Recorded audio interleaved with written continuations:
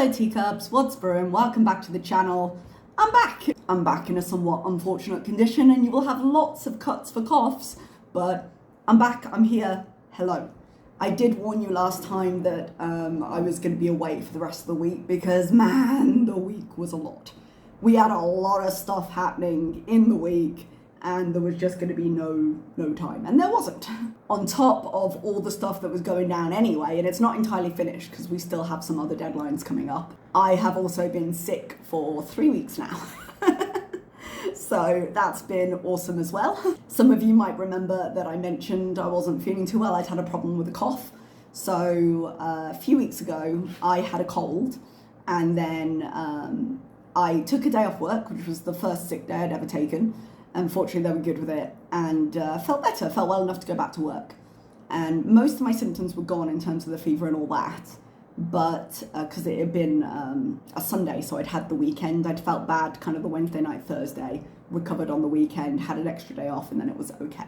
But I had a little bit of cold still in my nose, apparently, and excuse the phrasing of this, if you don't like medical things, then meh.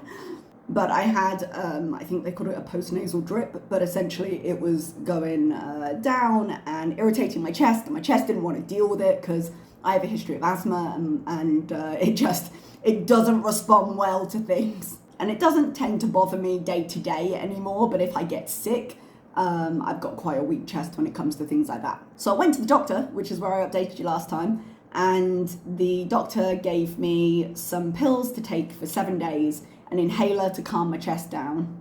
I think the word he used for it was hyperactive. And all well and good. We got to the end of last week and I could feel the difference. The coughing, because I had a really violent cough, that was what was causing me the problem. That was what sent me to the doctor in the end. And it was calming down. I had a bottle of cough medicine, I had the pill, and I had the inhaler, and it was sort of doing its job. So I took the pills and then got to school, was okay for a day or two. Tuesday wasn't feeling that great, but was manageable, but kept waking up Tuesday night, because it was quite a rough day. I was talking a lot that day. Kept waking up in the night with a cough, which was interrupting my sleep. And by Wednesday, I had a really violent cough again. And when I say violent, like, the reason my makeup is so screwed up right now is because when the cough starts, I can't stop it. And I end up just, excuse me for the level of detail, but crying and throwing up. It just takes you. So I went back to the doctor again and I was like, hi, I would rather not do this. It's not helpful. And it was a different doctor because I can register with a GP, but then I have to be within GP hours and I don't want to miss school to go to the doctor. So I tend to just walk in at the hospital. Because they'll do all hours and there's a GP on rota and they take my insurance without a copay, so it's all good. So I went back and he was like, yeah, this is something else now. It's escalated. And he gave me some antibiotics, which I'm on for the next 5 days. Oh, idiot move of mine. It's been a while since I've been on antibiotics, and as I said, by the end of last week, man, I was tired. And I wasn't thinking straight. And luckily, the pharmacy is within the hospital. You go in, they give you your meds, and then I was just waiting for my cab. I looked in the bag and I was like, what have they given me? And I was like, something penicillin. I was like, penicillin, why don't I recognize? Oh, I'm allergic to penicillin.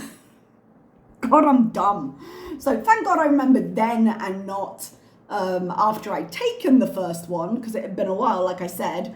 So I went back into the pharmacy. I was like, and she called up to the doctor and he reissued my prescription. And now they've given me, what's it called? I know this. Azithromycin, which is kind of the alternative they give you when you can't take penicillin. They prefer you tell them that in the appointment. It's now on my record, but there we go. The black on the front is just 1 per day for 5 days and AF after food. So it just makes it easier for you to remember if it's written on the box. So we're 5 minutes in. There's my life update. I had to get through the week. Luckily, I've got a 3-day weekend now because the 24th is officially Teachers' Day. They made it an official holiday last year. Right after Teachers' Day, they said from now on it's going to be a holiday. So on Sunday, everyone in the educational sector has the day off, which is kind of nice. So I've got 3 days to hopefully get over the brunt of it and have the medication kick in. They've given me a different cough medicine to now get everything off my chest, because before it wasn't productive and now it is. And a pill to take for 5 days as well that I can't remember the name of. Basically, it does the job that my old brown inhaler used to be, where you take it regularly to prevent attacks, and then you have a separate inhaler for if you have attacks. And they've just put me on the pill form of that to kind of, again, calm down my lungs a little bit, stop them freaking out while we deal with it. But long story long, that's why I haven't been around. I'm fine, no need to worry, but that was happening. I am extremely thankful that my insurance was taken and I didn't have to pay to get treated, because Americans, I am so sorry that your medical system is so difficult. I know other systems are difficult as well, but the fear of being treated by a doctor must be awful to live with. People ask me sometimes, why don't you go and work in America? And it's one of the reasons. But I was glad I was able to take care of my health, and fingers crossed it will be over soon, because the last thing I need is this turning into pneumonia or something ridiculous. Knock wood. So, in terms of what I missed, Foodie's put out a few things. I'm just going to pick and choose among them, okay? Because we can't get into everything. I'm going to do a react to the thing she made. I'll call it a thing. It's supposed to be some kind of version of cottage pie, a pâté chinois, which I'm not going to lie, you guys. You know how pâté is made out of like goose liver or duck liver? Pâté chinois sounds like what we'd make out of Chantal after she passes. You're welcome for that mental image. I couldn't get it out of my head. I know that's not what it means in French, but headcanon accepted. She did a grocery haul before this that I did watch, and I've got to ask a couple of questions in terms of what she does. She was asking about what everyone spends on their groceries, because I think she honestly has no real idea what groceries are supposed to cost, because she spends so much money on eating out. It's impossible for her to judge how much things are and how long they should last. She said she spent 38 dinar. She's got some other conversions. It's 166 Canadian or 123 USD. Bear in mind, this is for two people, and one of them isn't really there that often from the looks of it. So I'm really going to count this as one person's. It really depends how long she thinks it's going to last, because I spend 120 real a month. This haul is the equivalent of about 48 real-ish. Sorry, I had some conversions and I realized I didn't have mine. So my monthly, just to give you something you can reference, my monthly budget is about 95 Kuwaiti dinar. So she spent over a third of it on this haul.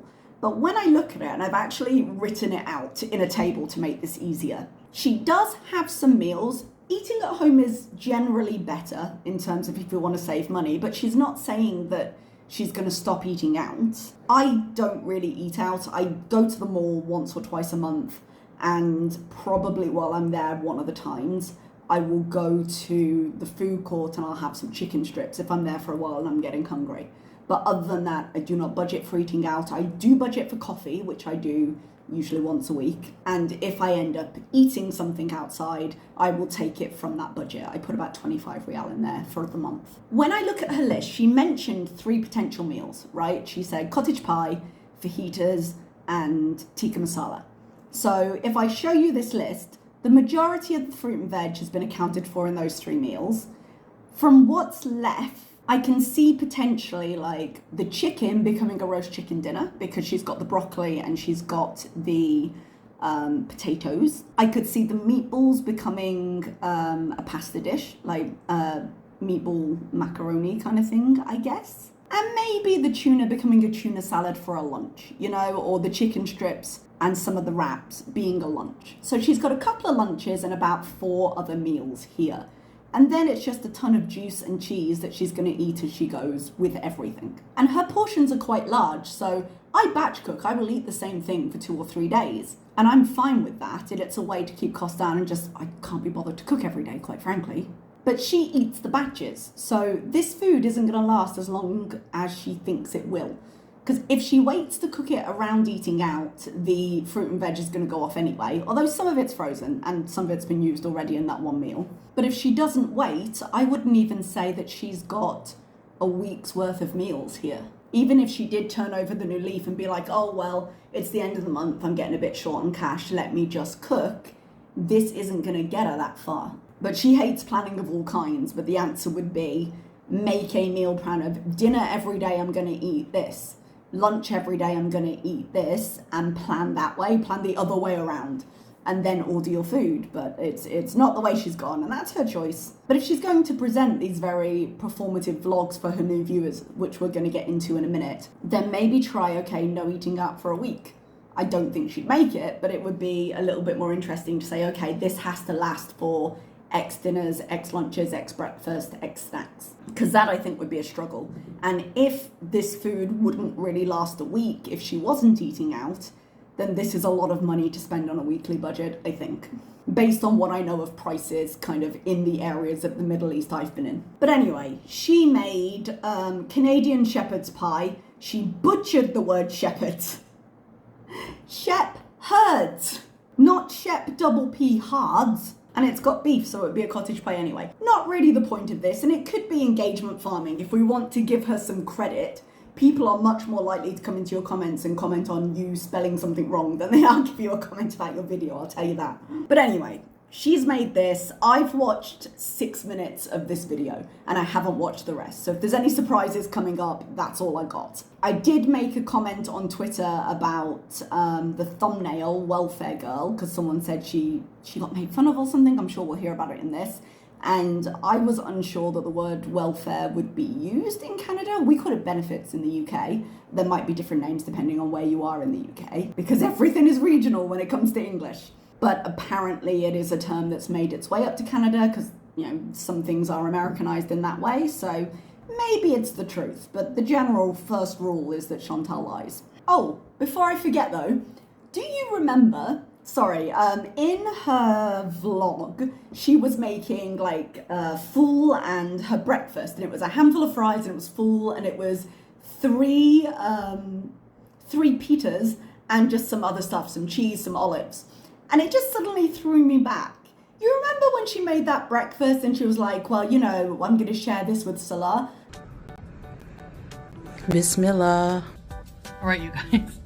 I just wanted to eat a bit to show you, but I'm gonna call my husband to breakfast now and enjoy the rest of my day. This is pretty much kind of breakfast we eat almost daily. How convenient that she made herself a whole breakfast that was exactly the same stuff that was just for her. She does catch herself out. Like, if you're gonna lie a lot, be smart about it. Not really relevant to anything else, but it caught me at the time and I wasn't gonna do a react, and I was like, oh, I gotta mention it. Anyway, let's get into the video. Alright, so there it is. Oh, that just looks a little bit sad. I was confused by the additional cheese and cream in the recipe, because she made the meat mixture and I was like, yeah, okay. But then she put on like creamed corn. And apparently that's a thing. Like, I understand putting veg in a shepherd's or a cottage pie, but she layered it a little bit like a lasagna, I suppose. It just didn't seem needed, but every meal she ever makes is just a vehicle for cheese in some way. Unpopular opinion, but I quite like this intro. I think it's cute. I don't like the voiceover. I think it could have done without, but I like the little flowers and things. It's nice. If you want to be cool. No. I'm also cutting any cat shots. Hello guys, so this is my way of making pâté chinois, a classic Canadian comfort food. I'm going to start with boiling potatoes with some salt. And then I'm going to add butter and olive oil and saute some red onion. It's just one diced red onion. Seems like a lot of oil for that. I mean, because she's going to put the beef in and then that's going to have its own source of fat as well. And I'm going to let them cook down very, very well. And then in another pan, I have some olive oil and butter as well and some frozen corn. I'm making homemade cream corn. I've never done this before. Let me guess, it's just cream and corn. What was that? 100 grams of ground beef mince. Why does she cook everything in that giant saucepan? Because she put the soup in there, which made sense. But she has like a frying pan because she made the chicken in it, which also didn't really make sense. She put it in the oven. Would that not be a better place to do this? I feel like it would be. I'm going to season it with 7 spice, Worcestershire sauce, black pepper, some onion, and some You've got garlic onions in it? powder as well. And I'm also going to add some flour, maybe a tablespoon or so. This will thicken up and make like a kind of gravy. And I'm going to add one beef stock cube to that and some water, maybe 3/4 of a cup or so. And just stir that around really well and let that cook down. The liquid will cook down. I probably wouldn't have added that much water because then you have to wait for it to cook down. Mince cooks quite quickly. If you want to loosen it up, maybe have a little bit and then not have to reduce it. Like, it's all different techniques from different people, but just if I were cooking it, I guess. I'm going to add some heavy cream to the Cream in corn everything. and some salt and pepper as well. Why? I thought that was garlic powder that had clumped up. It doesn't look like salt. Well as a couple tablespoons of Parmesan cheese. It will just... Oh, that's the Parmesan. I'm an idiot. Sorry. There we go. I don't like that shaky Parmesan at all. And I feel like if she wanted a hard cheese, she could have, with all the cheese she buys, if she's making kind of a creamy sauce to go on these, she could have just gotten a hard cheese. Like Parmesan can be a little expensive, but you can also get that Egyptian old Rumi, I'm not sure how it's pronounced, and that's cheaper here, and it's got that kind of flavor profile. I think it'd be better in this. Help everything thicken up a bit, and I'll let that cook down a bit. You got something against cornstarch, so you don't have to have as much cream in your diet? That's a thing that can help. It's up a little bit as well. All right, and there you have it. The corn is finished. Doesn't that look delicious and creamy? Yum. It's literally corn and cream. Like, what else is it going to look like? The meat mixture is pretty much done. I'm just going to add a splash of ketchup.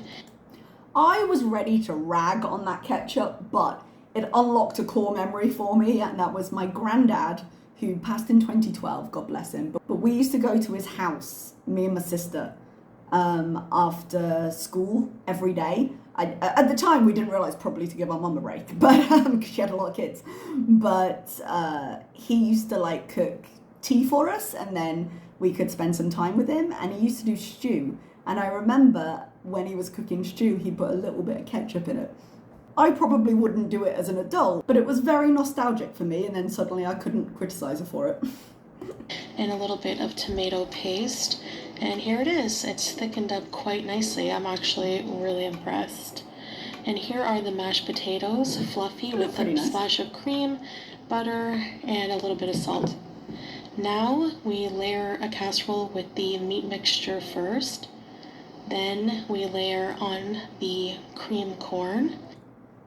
I know that the cream probably will be indistinguishable from the potatoes, and I know the corn will be in the meat. It's probably not a big deal, but it bothers me for whatever reason. The cheese on top doesn't bother me in general, because we often do that with Shepherds and cottage pie at home.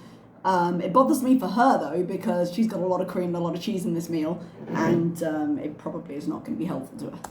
And then last we have the potatoes on top, and now I'm adding some shredded mozzarella cheese. The traditional recipe doesn't call for cheese, but we're going to be pâté chinois trendsetters here. So, and it's out of the oven, nice and bubbly. The cheese is melted. This looks delicious. So let's plate this up. Let's go. See, that doesn't look that bad coming out in terms of what it's supposed to look like. I was like, okay, no, it's fine. But then we see her plate. Hello guys, salam. What has she done to it? Why did she bother layering it only to mash it again? Alaikum, welcome back to another video. Let me just fix my tablecloth, plastic cloth here. So, I'm so excited to eat this with you guys.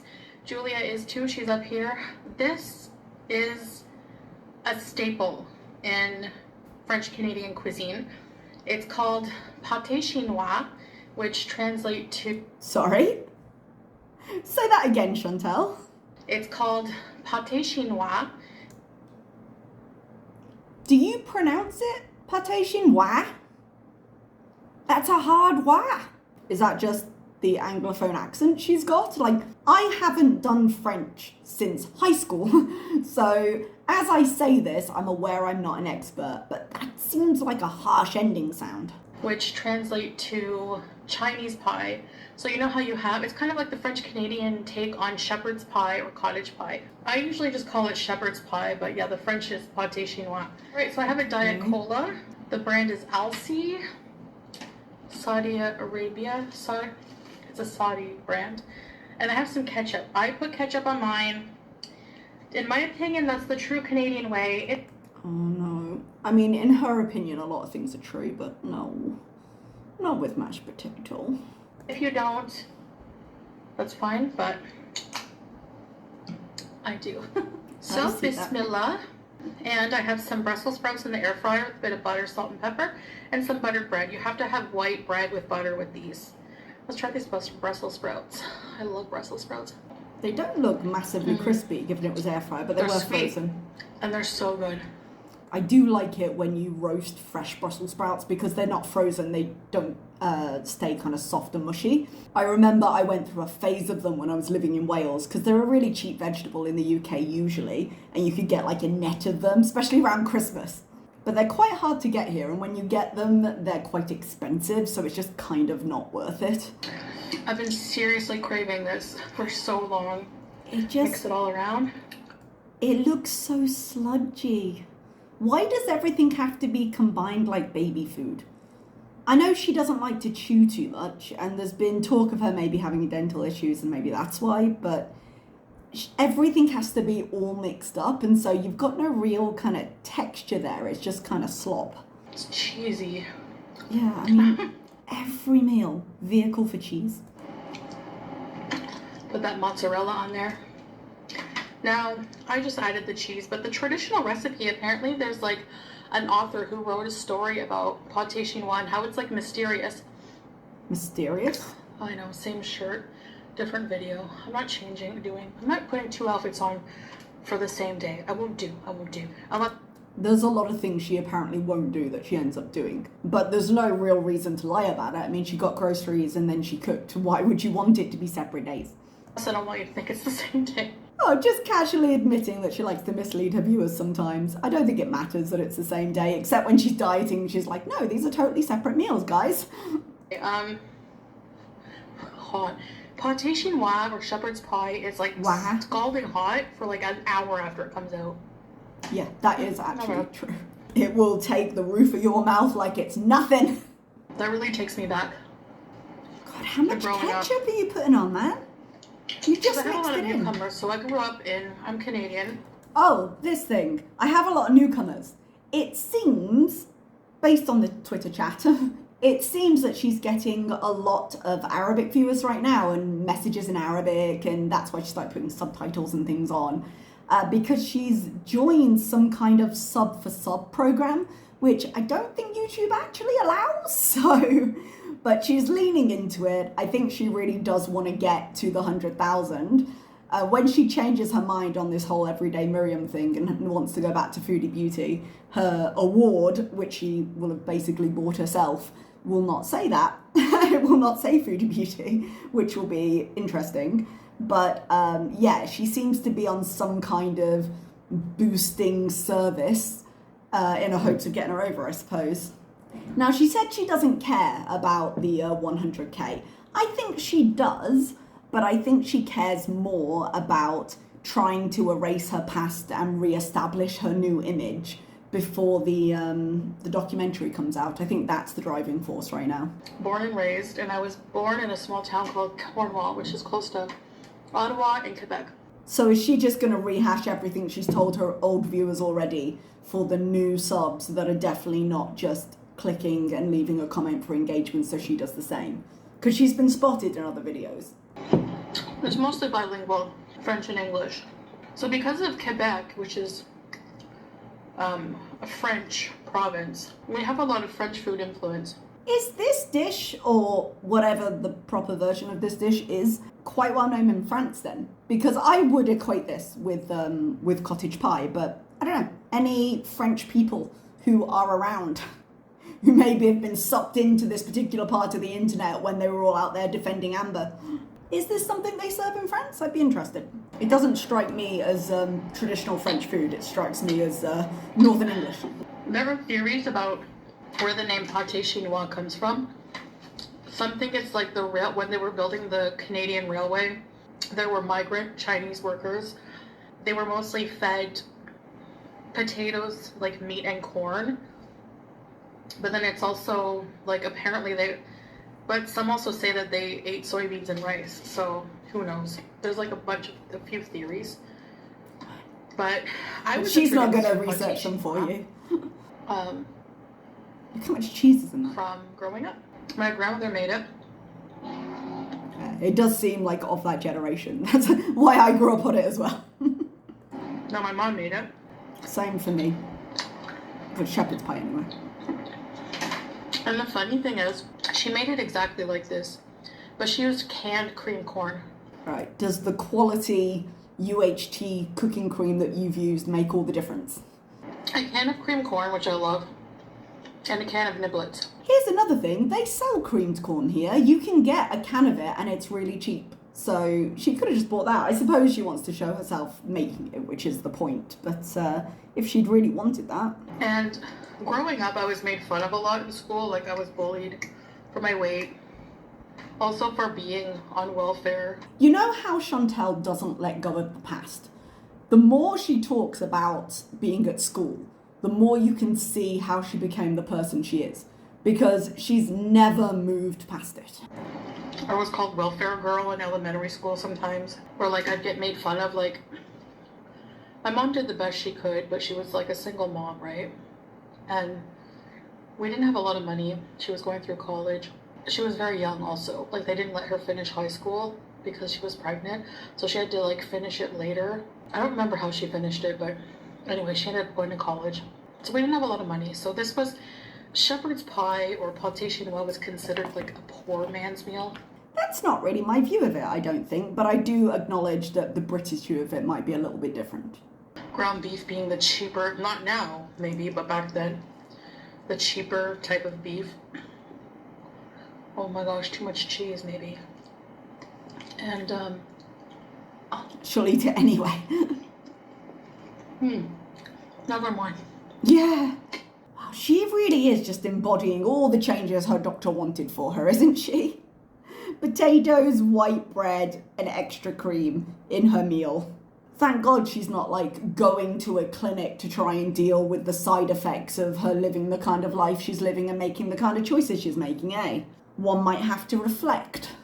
So I never liked it growing up because I always thought like, ugh, I don't want this poor man's meal. Jeez. One, I can't imagine her turning down food when she was a kid.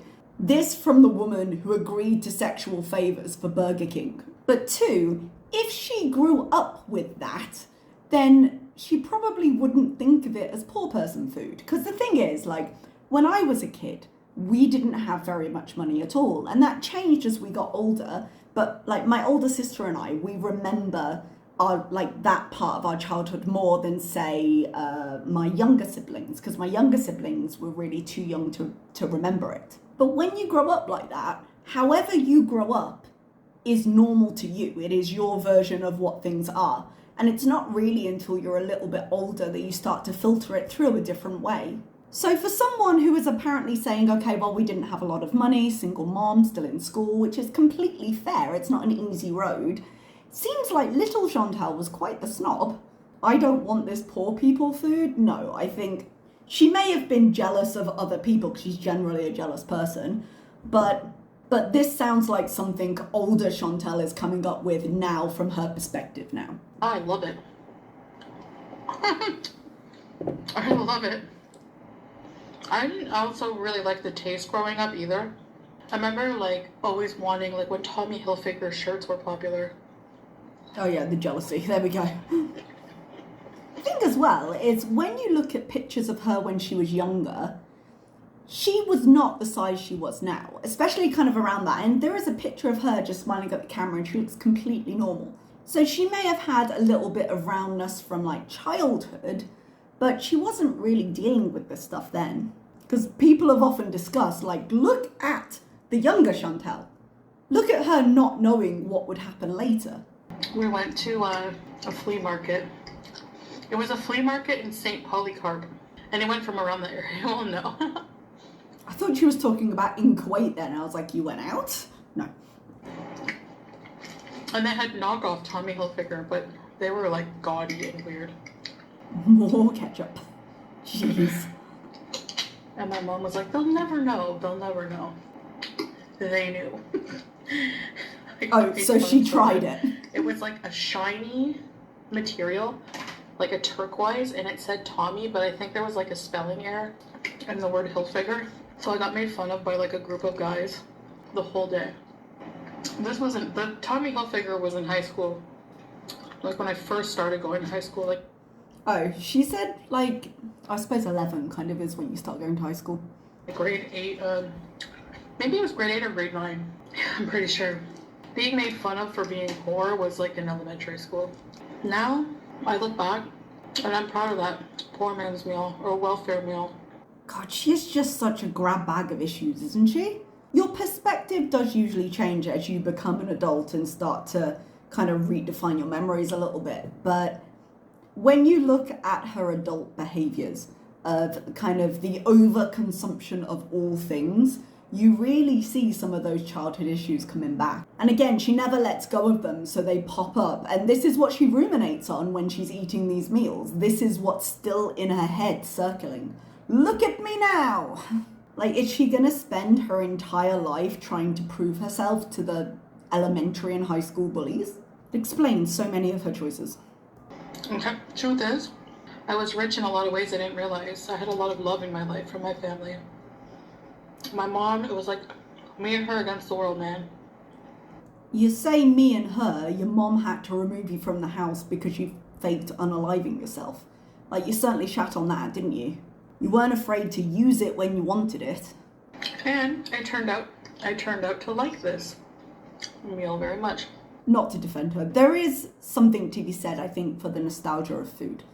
Like, there are dishes that my mom makes that I love that could probably have better technical execution, but they'll never be my mom's cooking. It will never replace the memory for me. Because there are some things, and I think everybody has them, there are certain foods that the only right way to make them, however they might turn out, is the way you had them growing up, you know? So if you ever feel bad because you think what you're eating is a poor man's meal, don't. Food is food. You know, mashallah. Actually, I learned this recently, but it makes sense now. I'm surprised I didn't realize it earlier, but in Islam, it's so haram to, like, diss food. One, because so many people are starving. Two, food's a blessing. Depends what kind, you know, as long as you don't let it harm you, but... Which I know I have. You're a little defensive there, Chantal. You suddenly realise that your mukbang was maybe not the best vehicle for that lesson. So good. Another poor man's meal, they call them this. I like his beans and wieners. Oh. With toast. Kraft dinner and wieners. Macaroni and cheese. So, as I say, I can remember eating Heinz spaghetti on toast when I was a kid, so who the hell am I? So I did a menu today. Oh. I had a very productive day. Me sitting here saying, why don't you pre-plan your meals? I didn't get far enough in the react. Sorry about that, Chantal. I was just so sick of, like, ordering out. Is it worth noting that it's the 23rd today, so payday has only just come through? She might have been out of money. I'm like, I need to eat a home-cooked meal. And I love comfort food. She has to be comforted from every feeling in the world. It might not actually have been the end of the month blues in terms of her budget. Like I said, she is suddenly getting an influx of engagement from the things she's joined. So if there's ever a time to kind of try and draw people in with a new Chantal, now would be it. It won't last, but it's there.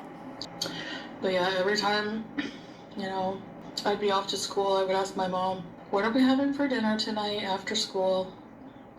We're having shepherd's pie. You would ask your mom that every day as you left for school, presumably right after you'd had breakfast. Your priorities started young, didn't they? I feel so bad over it going like, oh, what? This cold is pretty good. I can't taste the difference. Side note, personal taste.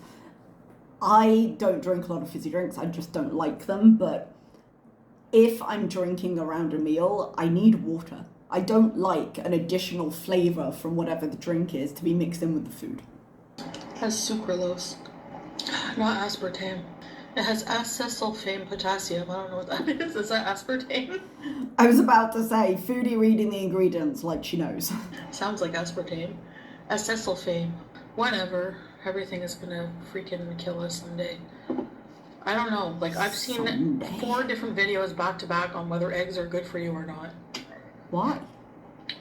So confusing. Oh. So you're worried about potential eggs, but not about the metric ton of cheese you buy every week? Yeah, I love Brussels sprouts. They're one of my favorite vegetables, that and broccoli. I like raw broccoli too, but all the chewing, my jaw gets tired after. Rolling your eyes. Life is hard. Anyway, I guess that's it. I just wanted to just share this dinner with you, but it brings me back. I guess that's it. Thanks for having dinner with me. I hope you enjoyed, and I hope that you have something delicious for dinner today. Thank you for watching me. It means a lot, and I'll see you in the next video. Bye. Okay, bye. Alright, that's all we've got today. I'll keep an eye out on what else she puts out. That was a lot of outs in one sentence, sorry. Like I said, I'm off for the next couple of days, so I should be okay to do some reacts, and then we'll see how it goes. Hopefully, these kick in. Alright, everybody, thank you so much for being here, and I'll see you next time. Bye-bye.